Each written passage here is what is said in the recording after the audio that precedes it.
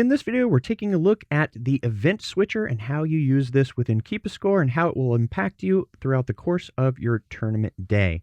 First off, the event switcher is up in the top corner of KeepaScore. It will be accessible both to players and to administrators, although how you interact with that will differ between the two. We will take a look at turning kiosk mode on, and we will see how the event switcher will still be accessible to a player. So when we select the event switcher, what it's going to do is it's going to list all of the possible events that are happening within the same day. It does not present events that go across multiple days. So even though you may have a tournament which is running across multiple days, each day will only show that day's events. Now, as you can see, we have a percentage of completion, and this also is an area that you can click on. In fact, there are two areas that you can click as an admin. You can click on the event itself in order to load that event, and then you can also click on the percentage, which will allow you to set that particular event to either active or inactive. It works as a toggle, and it works in conjunction with the feature that we have at the bottom to hide inactive events. So let's take a look at how this would work. Let's say, for example, I did not want to see those events that are fully complete. I simply toggle and you can see that they go away. However, note that the percentage of completion does not directly correlate to hiding inactive events. In fact, I can click on this event, let's say rotating partners round robin at the bottom.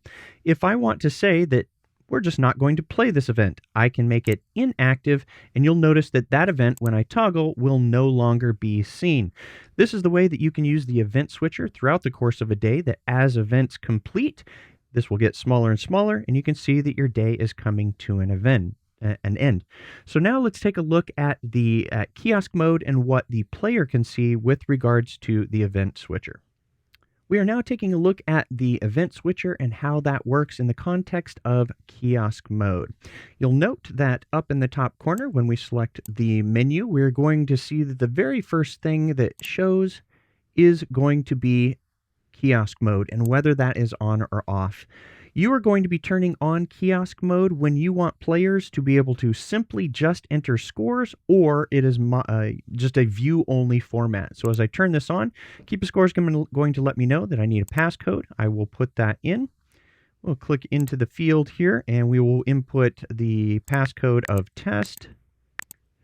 And now that we've got our passcode, we'll go back in the menu, we'll turn on our kiosk mode, and we can see that it's asking us whether or not we want the data access to be modifiable or view only.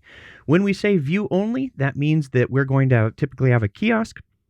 It's in front of our tournament directors and our assistants who are entering and capturing data, but this allows players to come up to the kiosk, and once we close the menu, you'll see that players are no longer able to get in. A password is required, and they are able to do most everything that you can do. They can see everything that you can see, not everything, but most things. For example, games can be selected, but you note that the event switcher is there as well. All events will be shown. You can see that down at the bottom, we do not have the ability to hide the events. So all events for a given day will be shown.